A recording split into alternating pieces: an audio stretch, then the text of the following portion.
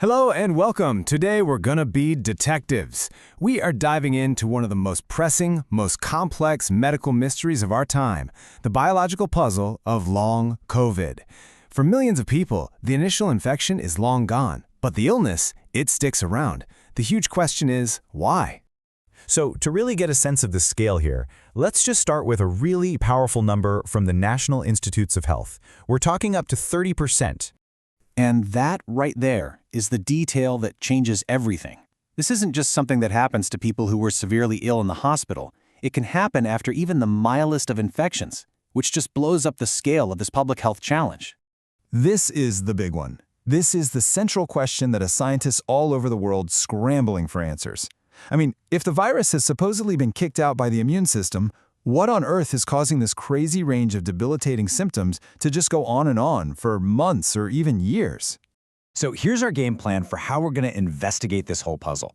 We'll start by defining what we're even looking at, then we'll follow 3 major clues that scientists are chasing, and finally, we'll see where those clues might be leading us. Okay, first things first. Before we can solve the puzzle, we have to understand it. So let's get on the same page and just ask the basic question. What is long COVID exactly?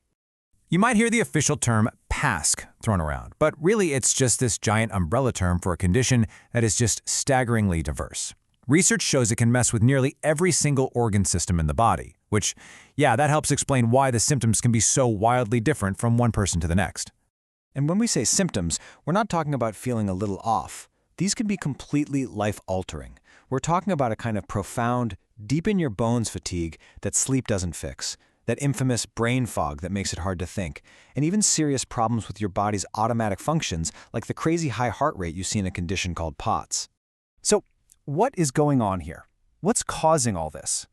Well, our first big clue points to a pretty fascinating and honestly kind of creepy idea. What if the virus, or at least parts of it, never really left? This is what some call the ghost in the machine theory. Now, scientists are looking at this in 2 main ways. The first is called viral persistence. That's the idea that the actual live virus is hiding out and still replicating somewhere in the body. The second is antigen persistence, the idea that even if the virus is gone, little non-infectious pieces of it, like its proteins or RNA, are left behind. And listen, this isn't just some wild theory. The evidence is actually starting to stack up. You've got studies finding viral bits in the gut months after you can't find it in the nose or throat anymore. And get this, viral proteins have been found hiding inside immune cells for up to 15 months after the initial infection. Wow. This is the perfect analogy for what might be happening.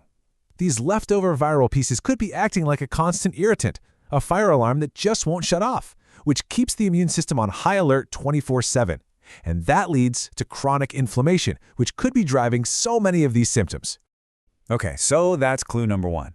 But let's look at another angle. What if the problem isn't the ghost of the virus, but our own body's chaotic, confused reaction to it? We're talking about a classic case of friendly fire.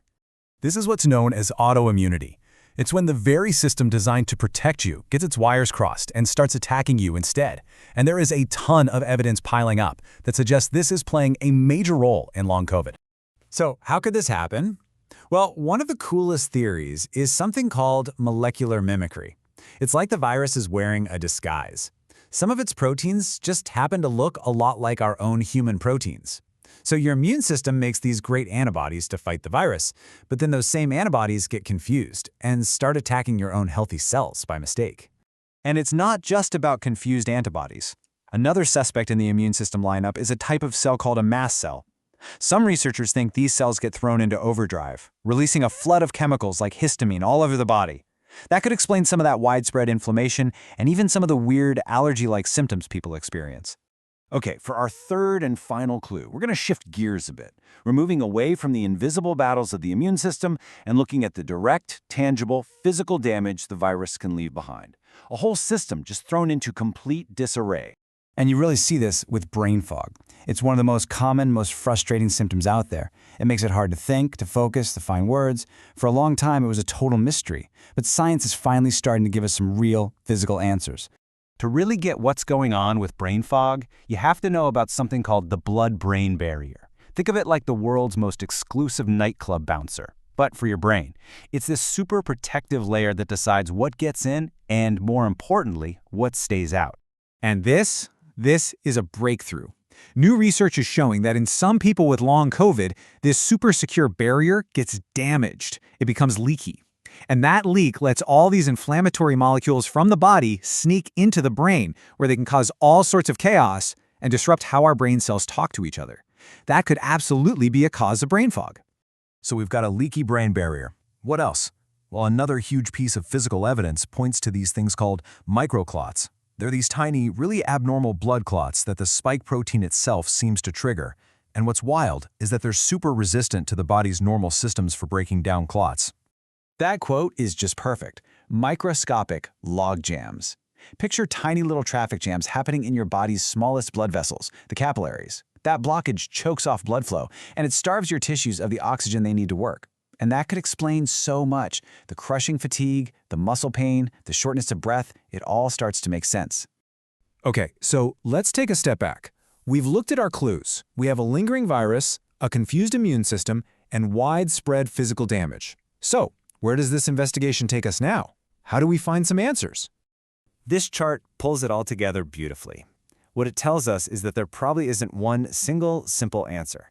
It's likely a mix of all these things, and it might be a different combination for different people. And that's exactly why the research is heading in so many directions.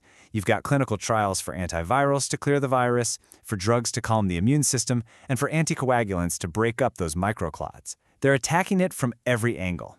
And all of this leaves us with one last, and I think really powerful and even hopeful thought.